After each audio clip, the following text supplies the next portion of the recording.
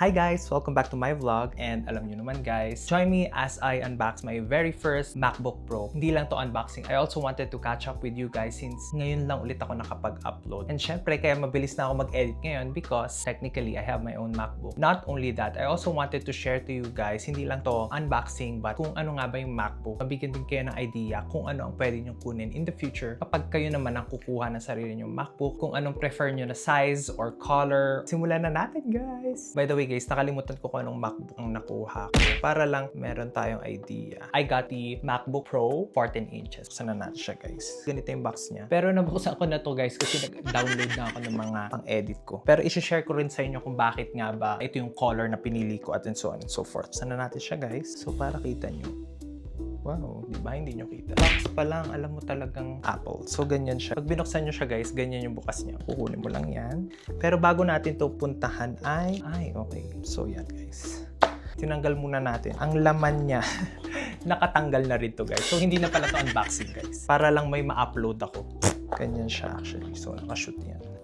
So, imagine nyo na lang, nakashoot talaga. So, ganyan siya. Pag tinanggal mo yung MacBook, nakaganyan siya. So, ano nga ba laman sa box niya? Meron tong ganito na parang board paper. Manual. Pag binuksan mong ganyan, so yan, MacBook. And then, bubuksan mo. Yan lang siya. Very Apple na wala talaga siyang ano. Pero technically, laptop lang siya. Hindi mo na kailangan basahin. Tapos, budol is real dahil parang cardboard lang talaga to. Yun lang yung laman nun na parang matigas talaga siya. Kaya talagang pwedeng pamalo. So ano pa laman ng box na to? Kasama rin yung charger. Cute yung charger niya guys kasi ang charger pala ng mga MacBook is magnet. Papakita rin natin mamaya. Type-C and then ganito. And then not only that, meron din siyang charger.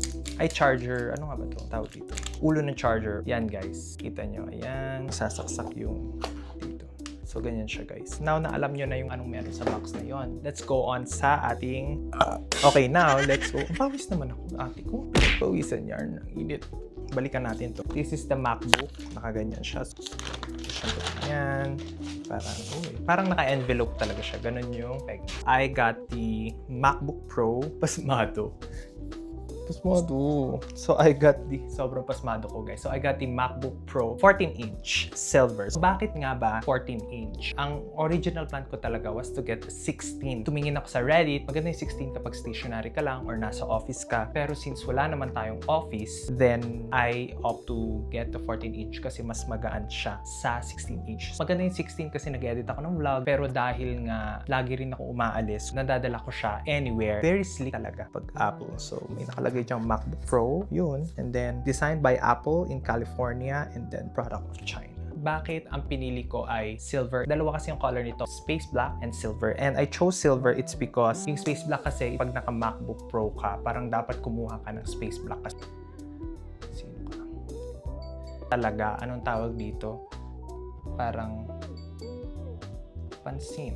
Naka-MacBook Pro ka, madaming kumukuha ng space black kasi nga para makitang mamahalin, sleek, ganyan. But I don't want my MacBook to be mamahalin. Gusto ko very classic siya, ganyan. The reason why hindi ko rin kunuha yung space black, it's because, alam niyo naman ako guys, diba? Very magasgasin din ako sa mga gamit ko. Pag space black yun, konting scratch lang, kitang-kita na yung gasgas. That's one. And two, medyo paspado ako guys. So halatang halata sa space black yung pagkapasma mo. That's why I chose silver. Yun guys yung reason kung bakit silver yung pinili ko. Yun din, nasa sa inyo rin yun kung gusto nyo ba na space black or silver. But I chose silver because the color is very classic. Lahat ata ng MacBook na even yung older generation neto na MacBook na to is silver. Parang ganun, may ganito talaga yung color niya. Hindi mo rin siya mahalata na MacBook Pro na M5 Pro kasi nga ganun yung color niya. Magkakamukha lang siya. Very classic. Yun yung gusto nating peg. Buksan na natin siya guys. Ito pala. Makikita nyo guys na yan yung mga ports. Basta, alam nyo na yan. Sa side niya yung mga charger and then dalawang Type-C. And then, headphones. Buksan na natin siya, guys. Yan. Boosh. Ayan o. So, bakit nag-automatic siya? So, yung plastic niya.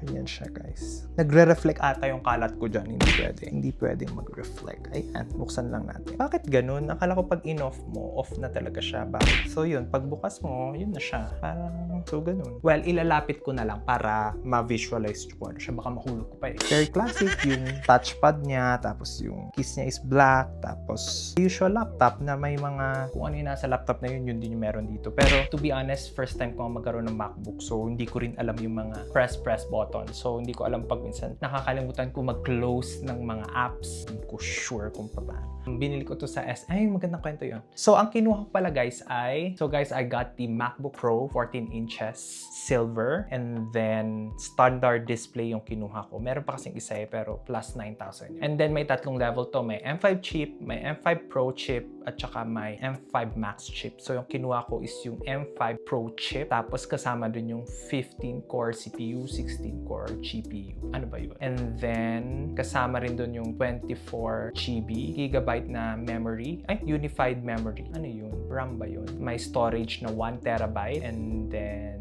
yung charger pala is USB-C pala siya. To MagSafe 3 cable. And then, 70 watts USB-C power adapter. Power adapter pala. Hindi pala ulo ng charger. Yeah, technically, let's celebrate kasi first time ko nga to. Pero, funny story, ito talaga. Pinagpe-pray ko talaga. Dito ko masasabi na prayer really works. Kasi guys, quick kwento. So, May 4, pumunta ako sa SM Baguio Beyond the Box para tumingin ng MacBook. So, gusto ko talaga yung ganito, 14 inches. Pero, ang available lang doon was same specs pero ibang color which is space black. Sabi ko nga ayaw ko ng space black. Kaya, sabi ko ay okay fine. Baka wala sila. Naghahanap ako ng may space black. May 5, pinuntahan ko yung Power Mac SM La Union. Only to find out na space gray lang din ang meron. Tapos, sabi ko, oh my gosh, paano to? Ayoko ng space gray. So, sabi ko, mag-effort na ako. Total, nasa La Union na rin lang ako. So, pumunta ako sa Robinsons. Meron din Power Mac isa doon. Tapos, only to find out na wala silang MacBook Pro. So, sabi ko, oh my gosh, I think magsi-space black na ako kasi nga wala naman akong choice. Tingnan ko muna kung nagpe-play.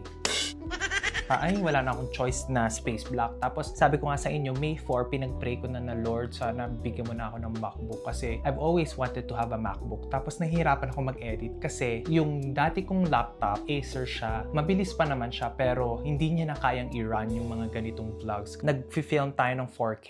Pag in-edit ko, kaya niyang i-run pero pag nilagyan ko na ng mga words, ganyan-ganyan, naglalag na siya. So, nahihirapan ako mag-edit kasi hindi siya sync. Gamit lang ako ng gaming computer ni Isaiah. Technically, pag nandyan siya, hindi ako makakagamit. Lord, sana bigyan mo ako ng bagong laptop kasi nga gusto kong mag-upgrade para makapag-edit ako ng vlog para sa inyo, diba? So, yun talaga yung purpose nun. Tapos, sabi ko, Lord, bakit ganito? Space black, gusto ko silver. After nung La Union, parang sabi ko, sige na nga, Lord, baka may gusto kang sabihin sa akin na hindi naman nagmamatter yung color. It's the specs. Well, so sabi ko, sige. And so, May 6, pumunta ako sa Beyond the Box. Tapos sabi ko, okay, kukunin ko na yung MacBook Pro na 14 inches, kahit yung black na lang po. Tapos, ang sabi sa akin, ay sirs, pasensya na, wala na. Hindi na available yung space black. Meron tayong dumating na silver na lang. Ha? Which is, nagulat ako kasi parang, oh my gosh, ibibigay pala talaga ni Lord sa'yo when you ask for it. So,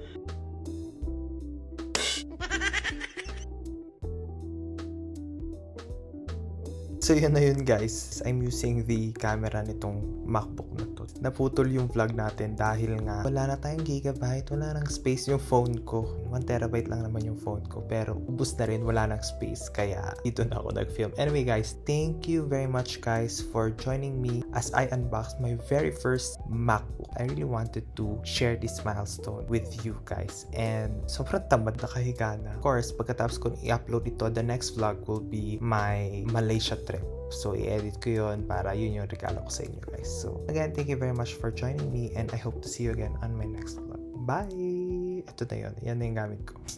Sobrang tamad. Tatamad ako mag-setup ng light and so on and so forth. At ilipat at i-delete. Wag na. Sobrang tagal lang nun. Bye!